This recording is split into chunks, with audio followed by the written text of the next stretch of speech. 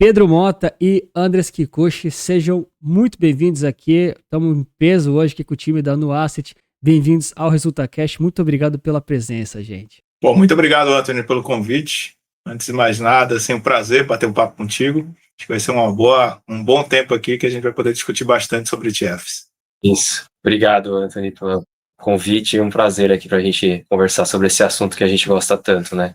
Maravilha. Pessoal, lembrando sempre que nada desse vídeo aqui é uma recomendação de investimentos. Lembrando sempre que eu, Anthony e a Resulta Capital somos 100% isentos de conflito de interesse, por isso que a gente consegue chamar tanta gente diferente do mercado, de tantas gestoras. E hoje a gente está aqui com os dois feras da NuAsset. Os caras sabem muito de ETF, manjam muito, têm as melhores apresentações do mercado. Tá, vamos... No início do podcast a gente fala coisas boas, depois a gente vai falar as ruins, né? Brincadeira. Então, gente, por favor, né, brevemente apresentem-se, né? Quem são vocês, o que o time da NuAsset tem feito, quais são as grandes diretrizes aí. A gente vai bater um papinho sobre ETFs, índices, um pouquinho de fatores, que a gente tem uma casa mais diferenciada aqui no Brasil nesse sentido. Eu quero ouvir você, gente. Novamente, obrigado, sejam bem-vindos. Bom, antes de mais nada, obrigado pelo comentário sobre as apresentações, porque de fato a gente gasta bastante energia, investe bastante energia naquilo, porque a gente entende que tem um valor muito grande para o investidor, para pessoas que nem você conseguem usar aquela informação de uma forma muito ampla. E me apresentando aqui, eu sou o Andres Kikuchi, eu sou o Head e CIO aqui da NuAsset, né? Vou deixar o Pedro se apresentar e a gente fala um pouco mais sobre o que são as nossas ambições, planos aqui para frente. É isso. Eu sou o Pedro. Faço gestão de portfólios aqui na NuAsset, cuido aqui do time de ETFs e de outros fundos sistemáticos. Estou aqui na NuAsset aqui desde o começo, junto com o Kikuchi, e muito animado aí para a gente trocar figurinha agora. Oh, maravilha. Bom, tô devendo essa gravação aqui já faz uns 6 meses quase, tá? Tô até me sentindo meio culpado, mas finalmente saiu, tá? A culpa foi minha. E de fato, como o Kikuchi falou, né? Esses PDFs que vocês produzem, eles têm muito valor. Então, até para quem chegou agora, nunca viu um ResultaCast aqui, nunca parou para estudar ETF, ou já viu, enfim, de outras gestoras, cada gestora tem diversos produtos, todo mundo quer vender seu peixe, vocês sabem que aqui eu falo na lata, tá? Mas assim, no final das contas, é muito importante, principalmente para a pessoa física que não entende desse mercado, ter o máximo de clareza de informações. E é verdade que muitas vezes no mercado de ETFs a gente tem alguns conceitos um pouco mais complexos. Então muitos investidores já têm dificuldade de, putz, o que é qualquer coisa além do CDI, o cara já fica meio na dúvida. Aí você vai para o mundo de ETF, cara, o que é índice? O que é fatores? O que é hedge? O que não é? É difícil.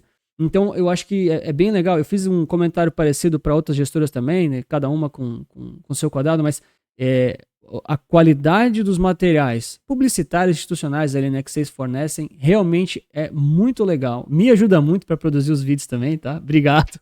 Vocês me ajudam e com certeza ajudam também os investidores a, enfim, né, analisar e fazer as suas escolhas. Eu gosto de falar que quanto mais bem produzido aquele material, enfim, né, a publicidade em si que seja, mais apreço a gestora tem pelo produto ETF. Né? Algumas nem fazem PDF direito para os ETFs, então, enfim, o investidor fica meio assustado. Então, realmente, fica aqui o parabéns. E eu quero ouvir um pouco de vocês em relação, né, de forma geral, assim, mais macro, como é que é o portfólio da NuAsset e por que ele foi construído dessa forma. Que eu sei que tem uma forma bem inteligente por trás, mas às vezes a galera não conhece, é interessante explicar essa lógica, né? Por favor. Não, perfeito. Bom, acho que hoje no NuAsset tem um pouco mais de 5 anos, né? Então a gente tem uma jornada razoavelmente curta quando comparada com outras gestoras que têm centenas de anos, em alguns casos, aqui no Brasil, mas acho que o ponto mais importante é que hoje a gente tem um portfólio completo. Né? A gente já consegue falar de uma forma muito bem estruturada, que tem um portfólio completo de estratégias, que vão desde a renda fixa, a renda variável, até mesmo cripto, né? E entrou muito também, nos últimos anos, em ETFs. Né? E essa forma, como você mencionou, que a gente pensa como gestora, é uma forma, até certo ponto, ali, diferente em relação ao mercado tradicional, que a gente pensa uma gestora não como produtos, mas como soluções. Soluções que se encaixam dentro de um asset allocation. A gente pensa como alocador. A gente pensa como asset allocation no sentido de que a gente tem portfólios estratégicos, portfólios táticos, e a partir dali, né, inclusive, nossa primeira estratégia como gestora foram 3 fundos de alocação, que usavam ou se utilizavam de instrumentos de mercado, no caso de outras gestoras, ou mesmo os ativos finais, porque esse é o nosso conceito de asset allocation. Hoje, a gente começou, né, através de asset allocation, ficou como asset allocation e construiu essas outras soluções ao longo do tempo, entendendo as dores de mercado, oportunidades que também a gente via de trazer novas estratégias, e a partir dali, a gente sempre conseguiu ter muita clareza sobre que tipo de estratégia a gente quer produzir, quer lançar, quer trazer ao mercado, e aquelas que a gente não quer, porque, né, não fazem tanto sentido na nossa construção de gestora, na nossa construção desse arcabouço de soluções que atendem muitas vezes um investidor diretamente, um investidor pessoa física, um investidor institucional, ou até mesmo, né, dentro de um conceito ali um pouco mais amplo, atende o mercado, atende os próprios gestores, né, institucionais ali dentro, né, que a gente viu muito lá fora, quando essa utilização de ETFs, que a gente vai falar bastante, ela ganhou escala também quando os próprios gestores começaram a utilizar os ETFs dentro das suas estratégias. Então, esse conceito para a gente é algo que, vamos dizer assim, é natural, porque a gente nasceu assim, e foi buscando ao longo do tempo essa otimização de portfólios, de estratégias, que hoje a gente tem cerca de 26 estratégias diferentes entre fundos e ETFs, e que, por outro lado, a gente tem um cuidado muito grande de, não só, lógico, a gente quer expandir, desde que faça sentido, e esse cuidado aqui é muitas vezes em saber o que não quer, mais importante daquilo que a gente quer produzir. Boa, boa. Eu queria perguntar para o Pedro uma questão, que o que o Kush falou, eu já ouvi de outros gestores também, de outras gestoras, tipo, a gente faz pensando nos alocadores, alguns fazem pensando nos consultores, outros para fundos, indiferente, para pessoa física também, mas eu queria ouvir do Pedro, enfim, vamos lá, né, se quando um gestor profissional ou um consultor, né, quando ele olha para o portfólio de alguém, ou do fundo, que seja, ele pensa bastante em classes de ativos, na alocação estrutural, se sim, se não, e se a pessoa física também poderia começar a fazer isso. Porque muitas vezes a gente vê a pessoa física focando muito nos ativos, principalmente nos ativos picking. Não vou dizer só stock picking, porque tem renda fixa picking, CRA picking, CRI picking, enfim, né, mercados e mercados. Mas faz sentido para a pessoa física, né, parar talvez de buscar tanto o picking e começar a olhar um pouco mais a alocação? Porque é assim que eu faço, pelo menos. Faz total sentido. E na sua pergunta, se o gestor faz ou não faz, ele deveria. Eu acho que todos deveríamos Justo. ter essa mentalidade, né, essa forma de entender um portfólio, de construir o portfólio, seja na situação mais corriqueira de um portfólio pessoal, de um indivíduo, de uma família, seja num grande fundo de pensão, num grande fundo soberano, todos esses agentes, eles precisam pensar qual que é o portfólio ideal para o objetivo financeiro ou objetivo daquele portfólio, seja objetivo de retorno, seja objetivo de tempo, e a partir disso você precisa de um asset allocation das classes de ativos, um pouco do que o Kikuchi comentou, de como é que você vai compor essas classes de ativos dessa pizza e quais seriam esses instrumentos, né? Seriam essas soluções que, poxa, eu tenho um objetivo de me aposentar. Vamos pegar aqui um objetivo que todo brasileiro, né? Poxa, vou me aposentar um dia, quero ficar tranquilo. Eu tenho 40 anos para investir. E eu sou uma pessoa jovem, tenho muito tempo para arriscar. Poxa, provavelmente eu posso ter um pouco mais de risco nesse meu portfólio. E se eu posso ter um pouco mais de risco, eu posso ter classes de ativos que vão buscar melhores retornos que no longo prazo demonstram um retorno maior, que passam, por exemplo, por bolsa de valores ou ações, né? Ou alguma criptomoedas agora, que são agora ativos aí que tem uma perspectiva de retorno melhor, e aí você compõe isso dentro de uma classe de ativo importante para o seu portfólio e você carrega isso no tempo, nesse período que você tem nesse objetivo. Se a gente consegue fazer isso, né, se você consegue ter esse tipo de pensamento, de abordagem, isso já é praticamente quase todo o caminho andado, no sentido de investimentos e planejamento financeiro. E os ETFs, que é um pouco da nossa conversa, eles são uma peça fundamental para você conseguir construir um portfólio para essa aposentadoria, porque com 4, 5 ETFs, provavelmente você tem um baita de um portfólio super diversificado, dos que a gente tem aqui na NoAsset ou outros, para conseguir alcançar o seu objetivo financeiro sem grandes complexidades e não fazer esse picking aí de, porque esse mês está melhor, mês passado foi assim, e saiu uma notícia assado, e aí você acaba caindo nesse frenesi, né, de querer acertar sempre, e no final você, na verdade, está girando em falso ali no ruído, né?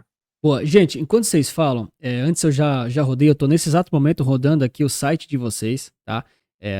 Aqui na gravação tá aparecendo, pode confiar, depois vocês olham com calma. Mas basicamente tem uma série de ETFs aqui que a Nuasset oferece. Então, pô, tem aqui, ó, letras financeiras, tem o CDI, tem NBIT, tem aqui, ó, Raivol, HGBR, cara, NBOV, Elivol e assim vai. Vários deles eu já fiz review aqui no canal, né, falando bem lá dos PDFs das apresentações. Então, só para o pessoal entender, talvez para alguns mais iniciantes, enfim, quem está chegando agora, não conhece muito do mundo dos ETFs, a grande ideia da Nuasset, ou então desse argumento de vocês, é na realidade entender que, ao invés de focar num simples ativo, eu posso olhar primeiro para as classes, o que é renda fixa nacional, o que é renda fixa internacional, o que é cripto, o que é ações e assim por diante.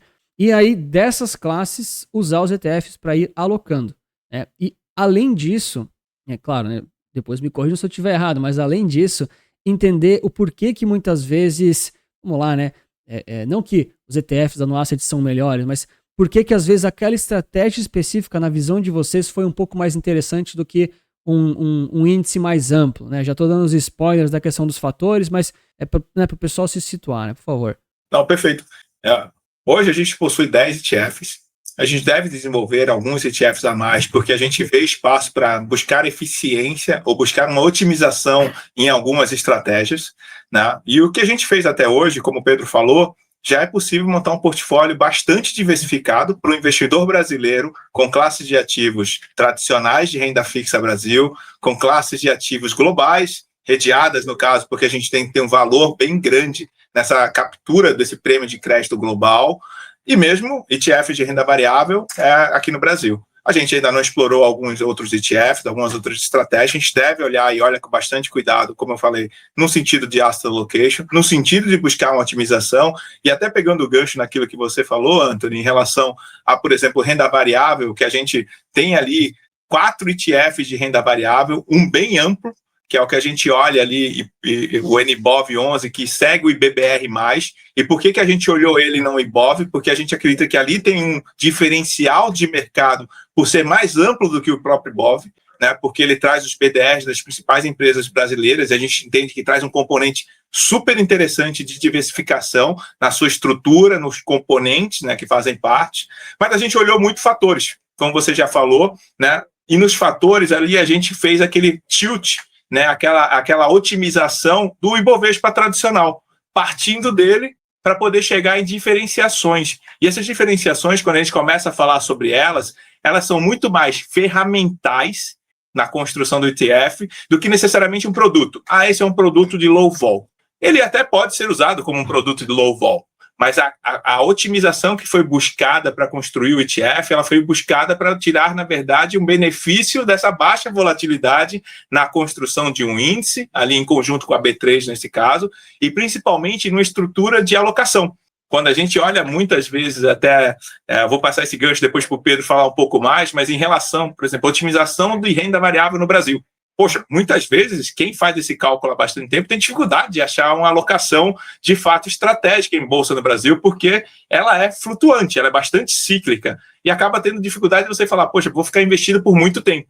O baixa volatilidade, o low vol, foi ali que a gente caçou o conceito de trazer um ativo que você, de fato, poderia ficar investido em Bolsa brasileira por muito tempo, porque ele se faz esse benefício da baixa volatilidade, né, de artigos que são comumente chamados de anomalia da baixa volatilidade, mas traz ali um efeito muito positivo, por exemplo, da alocação de longo prazo, ao mesmo tempo, né, que a gente sempre gosta de pensar, até por ser Nubank, né, de certa forma, que a gente está sempre pensando no investidor final, na questão psicológica, de você ter um ativo com menor volatilidade, te permite tomar melhores decisões, no sentido de que a alta volatilidade, no caso, pode te fazer sair nos momentos que você não deveria.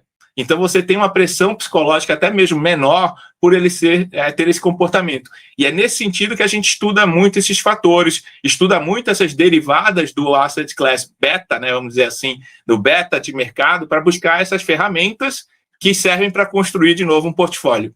Pô, eu não sei se o Pedro quer complementar alguma coisa, que você falou que ia passar para ele a bola.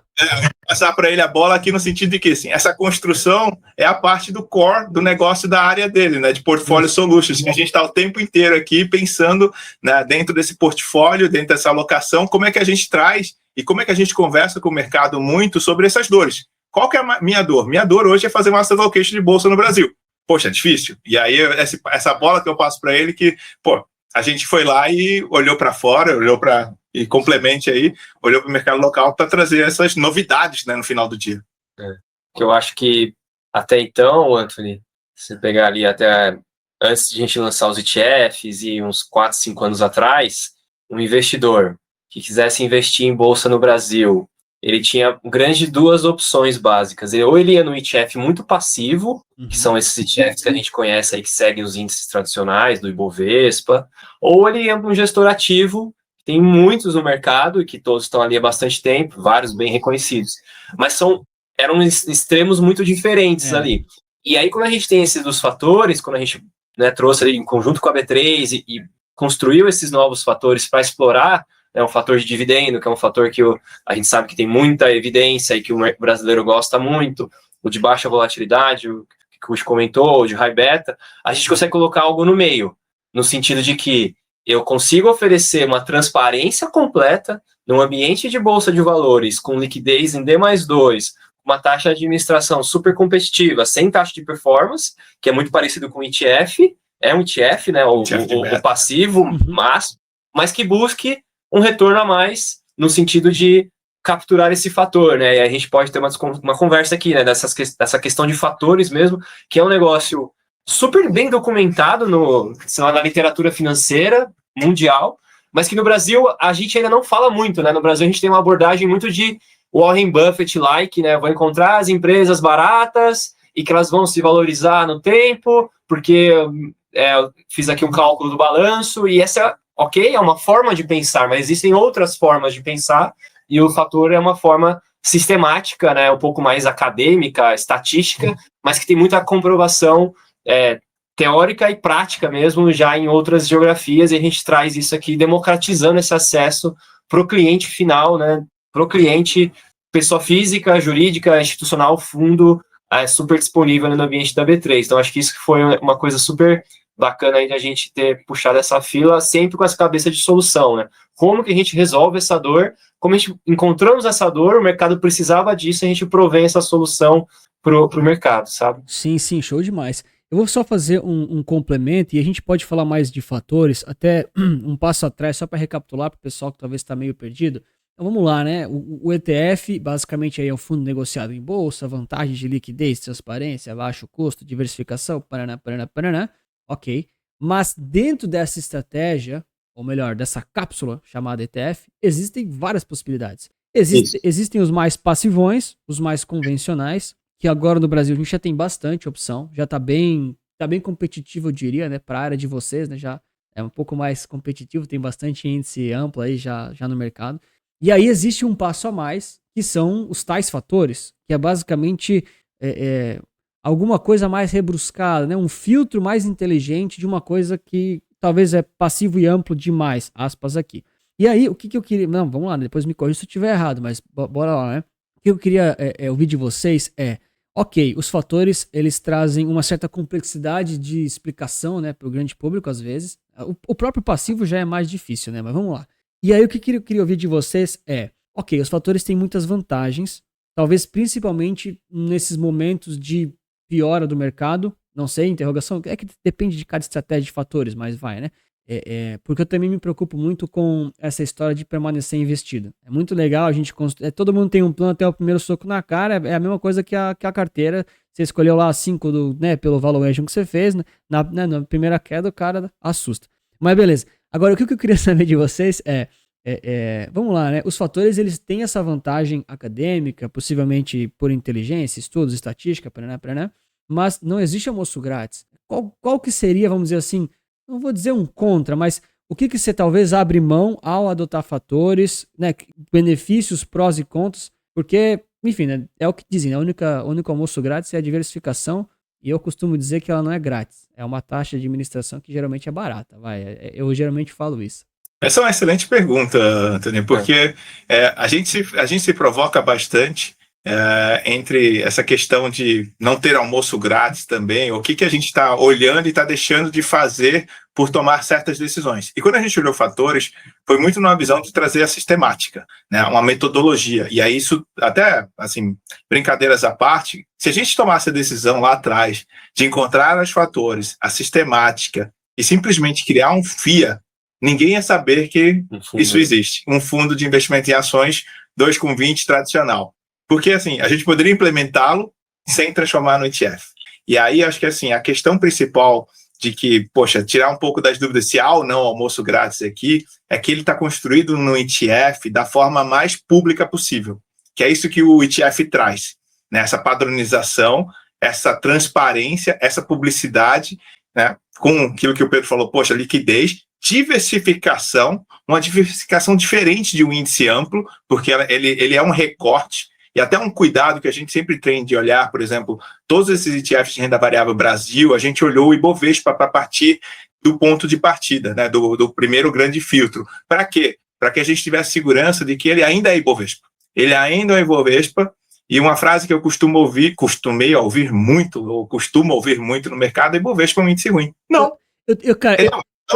Desculpa te interromper. O pessoal, aqui nos comentários, o pessoal vai reclamar, interrompe muito, cara, eu preciso fazer um adendo, porque eu acho o Ibovespa um índice ótimo para representar aquilo que ele foi feito. Agora, se os papéis lá dentro estão indo bem ou indo mal, isso é outra história. Uma coisa é, o índice representa claramente aquilo que ele foi feito para representar. Se o índice é bom ou não, aí é outra coisa. Então, desculpa o recorte, mas eu concordo totalmente contigo, porque virou moda, né? É um índice ruim. Mas, cara, você tá avaliando o índice ou o resultado dele? São coisas diferentes, pô. Concordo 100%. E muitas vezes quem está falando sobre isso é alguém que quer vender alguma outra coisa. Porque a gente está falando é a história do produto, a história de, tipo, pô, se você ficar ali naquele fomo de, poxa, eu tenho aqui a solução para você. Né? E aqui no caso dos ETFs, essa questão da padronização e da transparência, de ser construído dentro de um ETF, é onde a gente quebra esse paradigma no Brasil, ou começa a quebrar esse paradigma no Brasil, de que o que são índices amplos, como você bem mencionou, eles representam aquilo da forma mais ampla possível. Como a gente falou, pô, a gente gostou muito do BBR quando ele foi lançado, tanto é que a gente não tem um ETF de Ibovespa, tem um ETF de BBR, né? E nesse sentido, quando a gente trouxe para dentro da metodologia, da sistemática, ela se tornou pública. Isso que é o curioso. Qualquer pessoa pode ir lá replicar a metodologia. E para isso, né, acho que você vai falar, poxa, a taxa de administração seria uma parte do free lunch que está sendo consumido. Verdade. Desde que você implemente essa metodologia. Só que, do outro lado, como a gente gosta muito de fazer apresentações e trazer a transparência dos dados, a gente começou a trazer, por exemplo, um questionamento que veio, pô, a taxa de administração é mais alta e lá fora é de 0,0 alguma coisa. Poxa, adoraria, mas você já viu que a nossa taxa de administração em alguns dos ETFs é zero? A de fato, por conta do aluguel, porque volta. Então a gente começou a trazer essa informação também para desmistificar coisas que dentro desse mercado que no Brasil está numa fase de evolução muito inicial, mas com um potencial enorme, é onde a gente se coloca nesse papel também de educacional. Acho que sim, lógico, vão existir coisas que muitas vezes a gente vai poder se questionar e vai ser ótimo, porque acho que aí a gente vai evoluir o, entre aspas, produto ETF aqui no Brasil, né, que ele é, no mundo, ele é mais até rebuscado em outros sentidos de estratégias e capacidade de fazer mais, mas no atual momento, poxa, a gente tem tantas coisas para fazer que eu diria que, assim, cara, não é assim, só de sair do amplo, do beta, para poder discutir fatores, para poder discutir asset classes, para poder discutir otimizações, cara, tem muita coisa que dá para fazer. Eu vejo que vocês trouxeram uma novidade para o mercado brasileiro, né? Com essa abordagem mais focado em fatores, que é uma coisa que tem poucos ETFs aqui do Brasil, né? Mercado brasileiro. Lá fora a gente sabe que tem bastante, tá? Você sabe. Isso gera uma diferenciação e isso traz indiretamente um esforço grande para os outros olharem e se incomodarem um pouquinho, né? Enfim, aí é mais negócio, né? Etc. Mas eu acho que vale muito a pena a abordagem, porque de fato tem valor e enfim, né? Traz realmente desenvolvimento para o mercado. E eu só queria fazer mais um comentário sobre taxa de administração, tá? As pessoas físicas, elas se importam bastante com isso. E eu entendo o lado delas. Então, acho que vocês mostrarem que é zero ou não é, ou tem promoção por causa do aluguel e assim por diante, acho que é bem importante, bem interessante.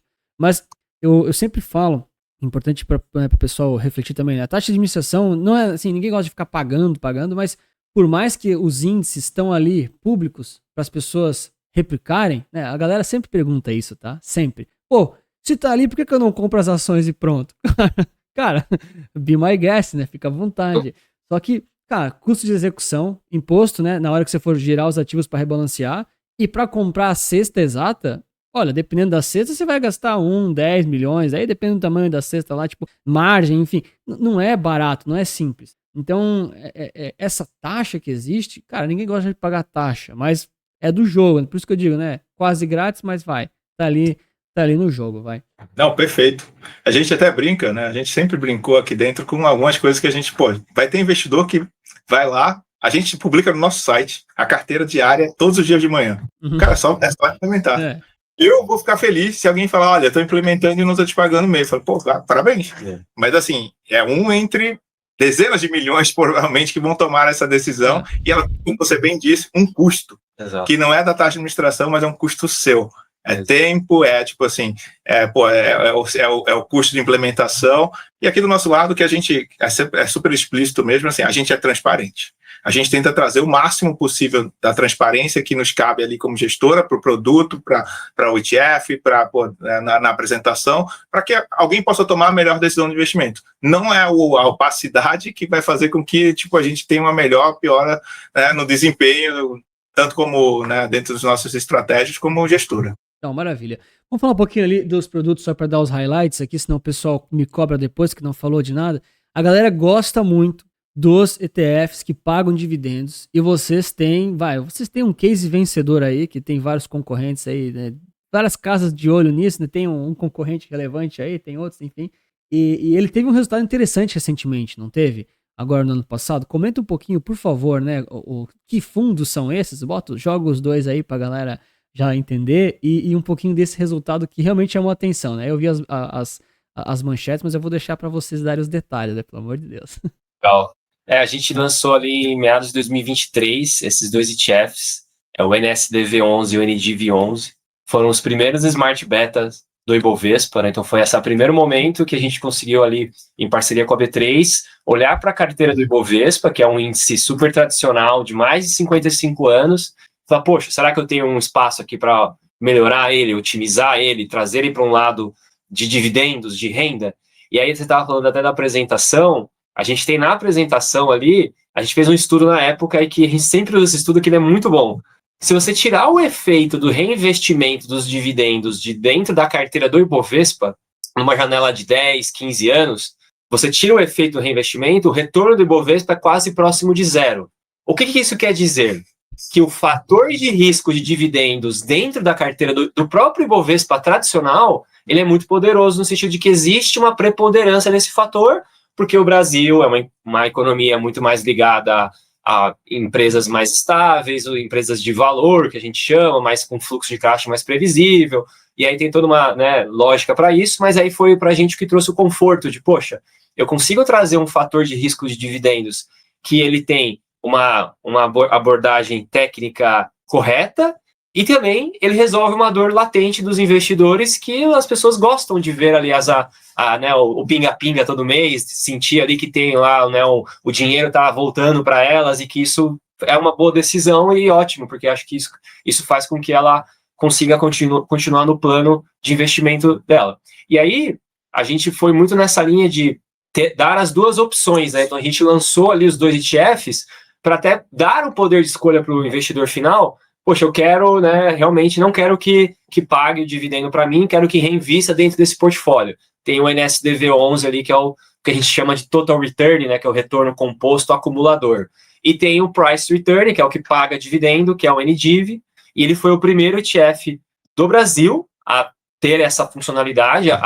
No próprio ano de 2023, a CVM e a B3 liberaram isso, e a gente encontrou ali a oportunidade de fazer esse primeiro ETF, e ele tem muito sucesso, está aí sempre crescendo todos os meses, todas as semanas. Hoje está com mais de 150 milhões de PL. E mais de 20 mil investidores. Mais de 20 mil investidores, e acho que é muito legal comentar isso.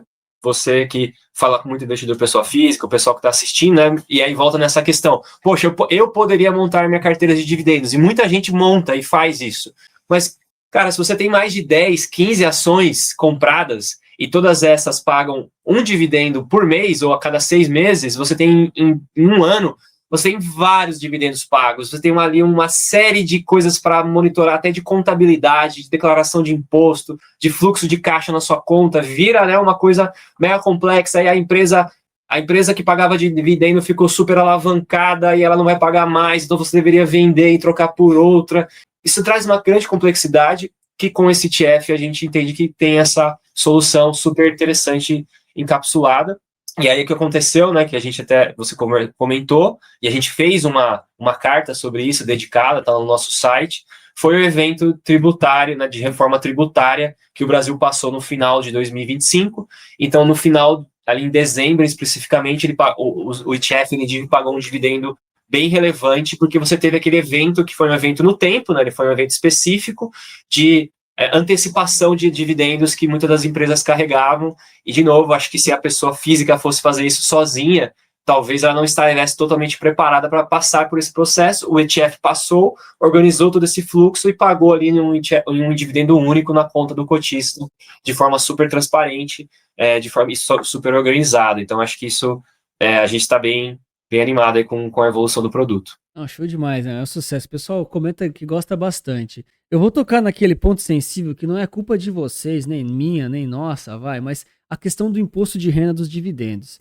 Existe essa questão, tem 15% que é retido na fonte. Isso é vamos lá, né? É uma objeção pro público, né? Não vou negar. E eu acho que o que vocês fizeram foi o mais certo. Tem as duas opções, o total return é o que paga, entendeu? Eu sou dessa opção. Inclusive, vou fazer o meu merchan aqui, né? Nos meus produtos, as minhas carteiras recomendadas, tem os que pagam e tem os que não pagam. Então, se o investidor, se é um público, tem, se não é o outro formato, enfim. Mas, na visão de vocês, também existe essa objeção em relação ao mercado? Porque se eu fizer o stock picking, é isento até um valor, a lei muda, enfim. Enfim, né? A lei pode mudar a qualquer momento, dividendos, a gente sabe, né? E aí, vamos lá, né? Esses 15%, na minha opinião, quando a gente olha para imposto sobre dividendos, no exterior, cara, qualquer país desenvolvido existe. Vamos lá, né? Assim, eu queria que tivesse menos imposto, né? Legalmente e tal, mas já que não sou eu que decido, eu tenho que conviver com as leis, né? Beleza. E aí, na visão de vocês, esses 15% para um investidor que precisa do pinga-pinga, ainda assim compensa do que fazer o stock picking ou do que escolher aquelas ações que estão dentro do índice, assim por diante? Porque essa que é a objeção real das pessoas, né? Para esse perfil que quer realmente o pinga-pinga. Para quem não quer, daí, cara, é indiscutível que, putz, pega o ETF, né? Faça seus estudos, compara no asset com os concorrentes aí, galera. Mas o total return aí realmente vai, né? Quem não precisa é o que mais vale a pena. Mas na visão de vocês, né? Essa objeção do IR retido na fonte é uma coisa chatinha, né? E como é que faz? Vale, não vale? Por favor. Ótima pergunta. Vou fazer um disclaimer aqui, acho que cada um vai poder tomar a decisão ali se vale ou não, mas eu vou tentar trazer alguns pontos de argumentação. O primeiro para quem realmente não precisa e não quer ver os dividendos pingar na conta, o total return é fantástico. E por uma questão que também vai ser valorizada em relação ao próprio que paga dividendos no NDIV, né? O total return, no nosso caso o NSDV, ele acumula o dividendo bruto. Ou seja, não só o dividendo, mas o JCP bruto.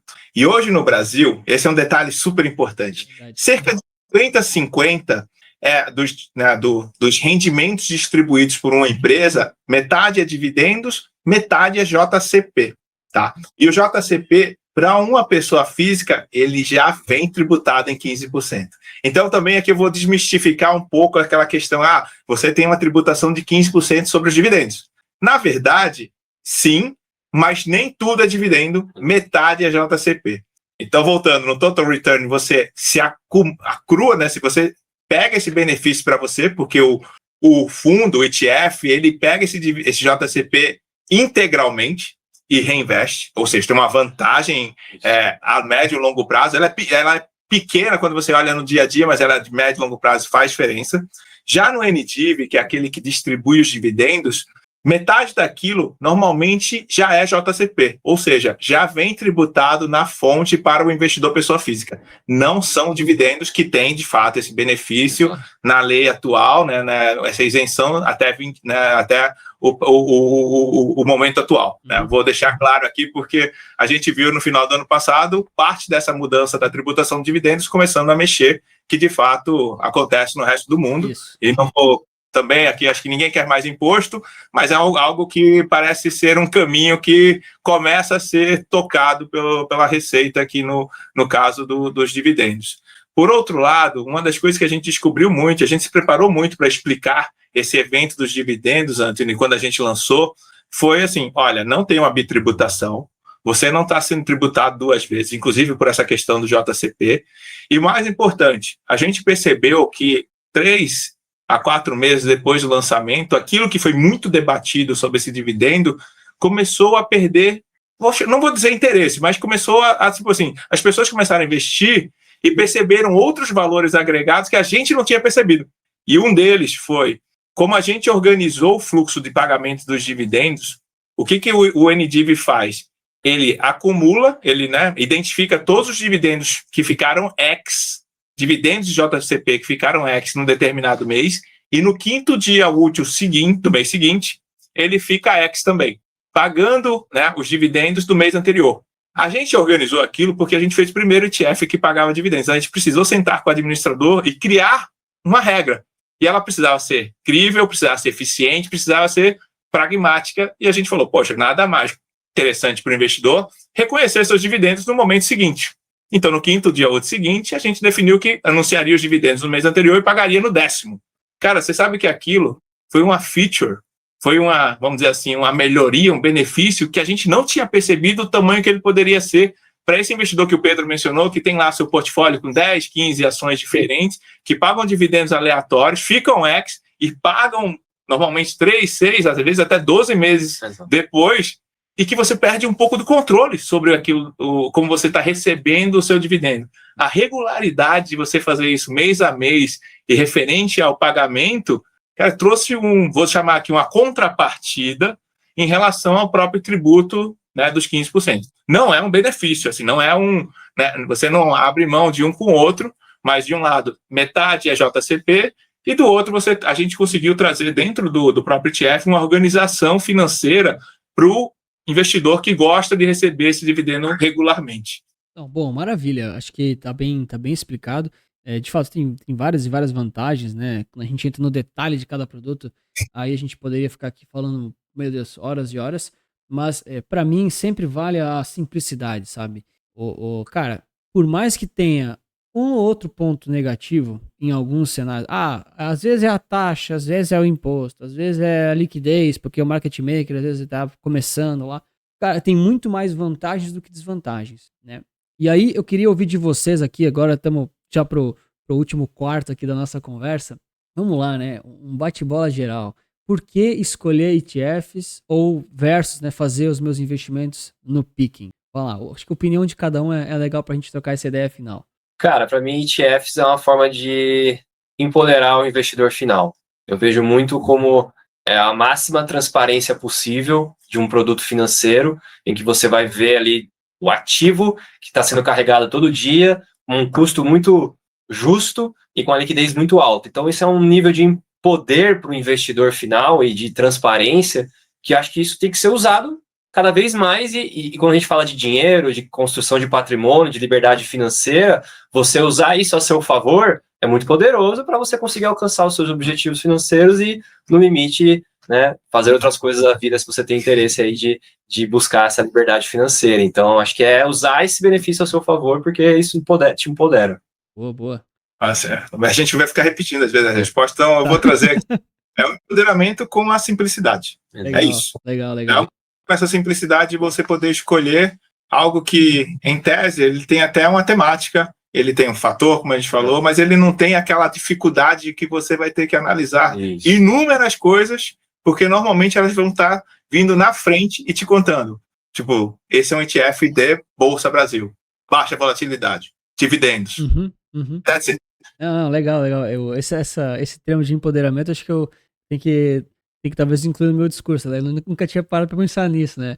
Mas eu penso de forma similar, né? Para mim é a questão de, poxa, você vai comprar lá o ativo, vai alocar a classe e vai fazer outra coisa da vida, cara. Você vai trabalhar mais, né? Você vai atender mais gente no consultório, vai estudar para um outro concurso público, vai fazer mais viagens de Uber, vai fazer o que você vai conseguir lá para ganhar mais dinheiro e, e aí simplesmente, cara, vai sobrar mais tempo para, enfim, né? Construir a sua carreira e a sua vida. Gente, vamos lá. Visão atual do mercado de ETFs aqui no Brasil. Ainda somos um mercado jovem, 90 bi, em breve 100 bi, né? Enfim, estamos de olho aí. Quero ouvir de vocês que têm muito mais experiência e tempo aí de casa do que eu. Como é que estão vendo aí esse mercado? Se tem espaço para crescer como foi nos Estados Unidos, assim por diante. Pegar a opinião do pessoal que manja de verdade aí, por favor. Cara, altamente promissor. Altamente promissor, não só pela estrutura dos ETFs que estão nascendo, né? Você tem muito mais players no ecossistema, tem muito mais gestora, muito mais estratégias, até muito mais produtos. Em algum momento, assim, não é bom, mas assim, é bom a gente estar vendo esse momento atual de novas estratégias, novos produtos. Mas eu diria aqui que, assim, em conjuntura a isso, a gente tem um mercado em mudança, né, do seu modus operandi, da forma como, assim, vou falar aqui de como eram ofertados os produtos, numa visão muito de rebate, numa visão de comissões, e que a gente, por uma mudança regulatória, né, trouxe ali o benefício da transparência para o investidor. Olha que legal. E aí os ETFs navegaram no resto do mundo super bem com essas mudanças que começam a acontecer no Brasil. Então, para a gente é altamente promissor e não é por um ângulo só da gestão, é por um ângulo de mercado que tem um potencial enorme de crescimento. Bom, justíssimo. Eu vou deixar aqui uma sugestão que os inscritos pedem, que o mercado brasileiro ainda não tem de ETF, tá? Toda vez que alguém aparece aqui no Resulta Cash, a gente pede alguma coisa. Pedir, a gente pode pedir o que a gente quiser, ganhar são outros 500, tá? Vamos lá. Mas sentimos falta, né? A audiência sente falta de um ETF global focados em emergentes. Se vai ter fatores ou não, não sei, mas o mercado está carente desse tipo de abordagem. Não adianta eu vir aqui falar, pô, faz um de S&P. Cara, acho legal ter no portfólio da casa, assim, já tem vários, né? Tipo, beleza, pode fazer, mas assim, eu acho que ficar pedindo aquilo que já tem, já deve estar no radar de todo mundo. Aí eu não vou entrar nessa seara, tá? Mas o pessoal comenta aí agora, claro, se tem mercado, se compensa, se é barato, se é caro, aí eu deixo com os profissionais, mas só porque senão o pessoal me cobra, né? Pô, Antônio, você não pediu pros caras e tal. Não, tá registrado, galera. Estamos pedindo, a gente aguarda aí. Pedir, a gente pede o que a gente quer, né? Ganhar são outros 500. E para encerrar aqui, eu só vou querer de vocês, né? Por favor, aí, 3 ativos pra galera estudar e conhecer um pouco mais aí no detalhe em relação a Nuasset, né? Para o pessoal, enfim, parar para realmente dar uma olhadinha, estudar lá as apresentações que são muito bem construídas, entender um pouquinho da função, né? Dentro do portfólio, da alocação.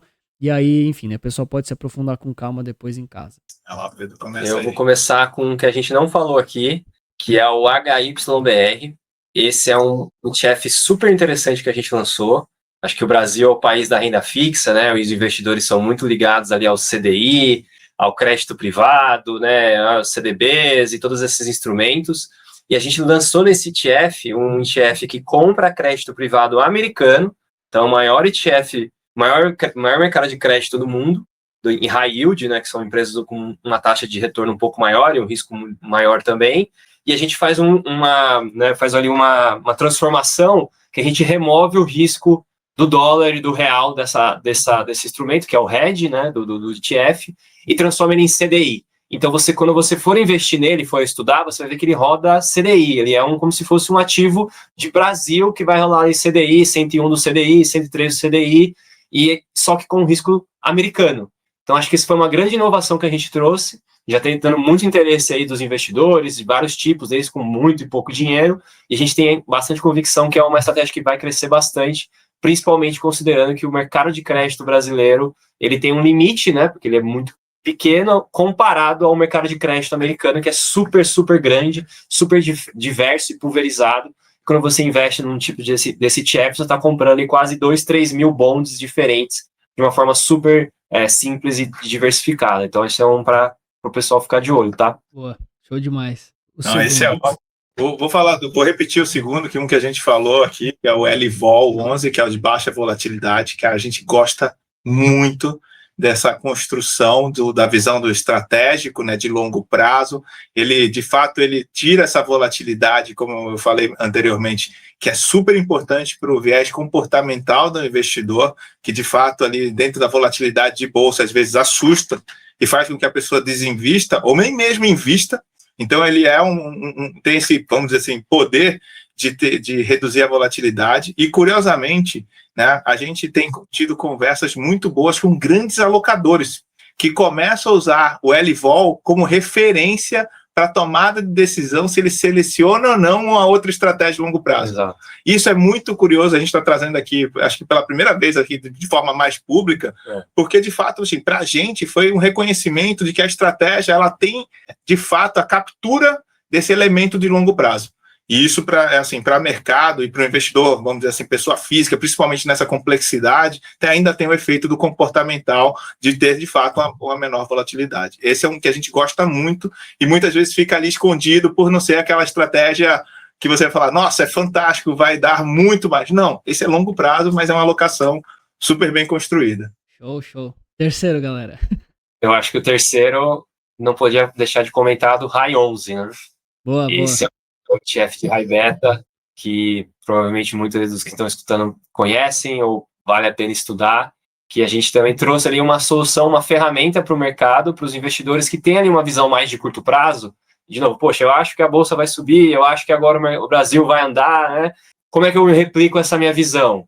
Eu vou lá comprar todos os papéis que eu acho que vão realmente performar, ou vou comprar um fator de risco, já vou comprar algo já construído no ETF, que vai ter essa aceleração, né? Porque a gente olha muito com essa aceleração, ele conseguir, no momento que a bolsa anda, ele acelerar mais, acelerar junto, para poder capturar esse movimento de alta ou de baixa, no caso, se o mercado virar. Então, eu acho que também foi uma inovação grande que a gente trouxe para o mercado, que deve estar também tendo bastante interesse e é mais uma ferramenta para um horizonte mais curto, mas que cumpre esse papel para poder, o que a gente chama no mercado de colocar beta na carteira, né? Você vai betar o seu portfólio, né? Você vai deixar ele mais arisco ali, tiro, porrada e bomba, né? Tiro, porrada e bomba. Esse é o famoso, eu faço disclaimer também, use com moderação.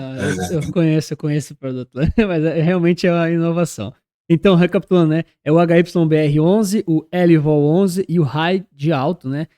11, né? Esses três pra galera dar uma estudada aí do portfólio da Nuasset. Gente, quero agradecer demais a presença de vocês. Acho que o papo foi excelente. Então, para quem quiser saber mais, né, tem as redes sociais, o site da Nuasset, né? Enfim, acho que o pessoal também deve ter um canal de atendimento aí para os investidores tirarem dúvidas. Deve estar tudo nos sites oficiais. E, de novo, né? Agradecer demais a presença de vocês. Os caras são feras demais em compartilhar o conhecimento, o tempo deles. E fica aqui o meu muito obrigado para vocês, gente. Boa, muito bom.